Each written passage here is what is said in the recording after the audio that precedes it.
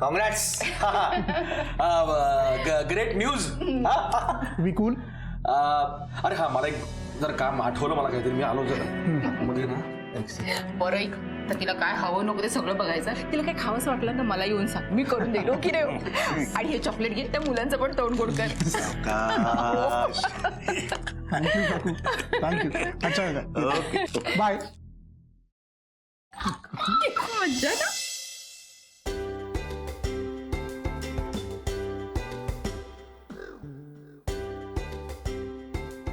Congratulation अभि. साला बाप झालायस तू.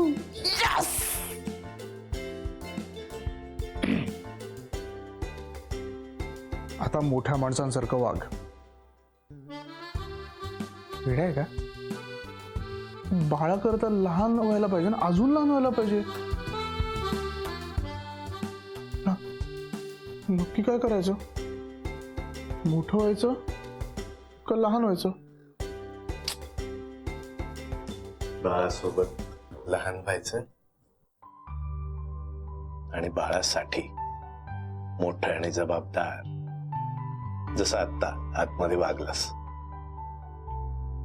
Business सोडण्याचा निर्णय विचारपूर्वक घेतलास तसाच यापुढचा प्रत्येक निर्णय चांगला पारखून घ्यावा लागणार आहे तुला. कारण आणखी एका जीवाची जबाबदारी असते ना रे आपल्यावर.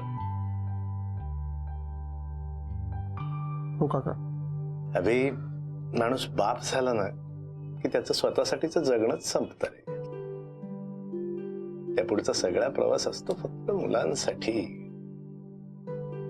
कधी उन्हात मुलासाठी सावली व्हायचं असतं, पावसात छत्री व्हायचं असतं.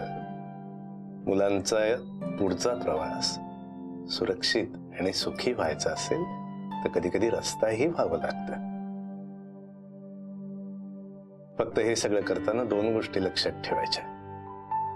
हे सगळं करताना या सगळ्या गोष्टींचं कधी ओझं वाटतं कामा नये अभि. हे सगळं आनंदाने करायचं असतं आणि ते होतंही. प्रेम असतं ना आपलं मुलांवर, होतच. आणि दुसरी महत्वाची गोष्ट म्हणजे हे सगळं कायम नाही करायचं, आयुष्यभर. मुलं स्वतःच्या पायावर उभी राहिली ना की मोकळं सोडायचं त्यांना. वाटतंय? हो काका. यापुढचं आता माझं सगळं आयुष्य फक्त माझ्या बाळा करता. मी त्याला जगातली सगळी सुख देईन. मी तर वाट बघतोय कधी ते जन्माला येईल आणि मी त्याच्याशी खेळीन. बस मी, शाल्मली आणि आमचं बाळ. काका, बाप झाल्यावर माणूस एका क्षणात मोठा आणि इमोशनल होतो ना.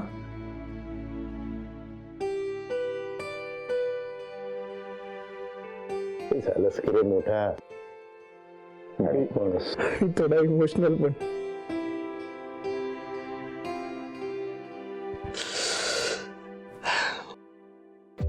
All the best. काय आडावडीक चालली, जरा थोडं धीर धरा ना मग तुमचं.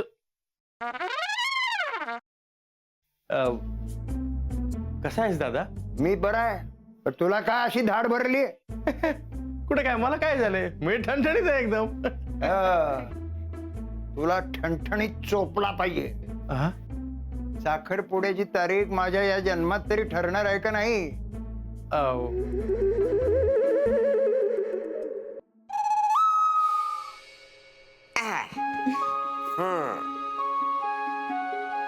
कसा वाटता?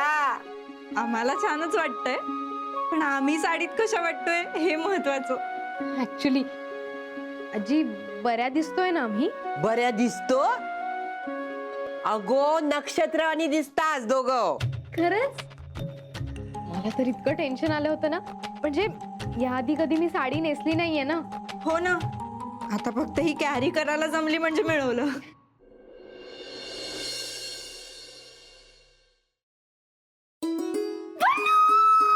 पल्लू पल्लू पल्लू, तू तू बिलीव्ह पण नाही करणार माझ्या आयुष्यात थोड्या वेळाने काय घडलं ते. नीतू, अगं, काय झालंय? तू एवढी एक्साइटेड आहेस, किंचाळतेस. प्लीज सांग काय झालंय?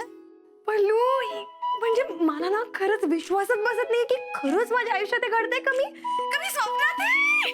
नीतू प्लीज, अगं मला अशा भाषेत सांग प्लीज लवकर. I am also getting excited. Please sit down.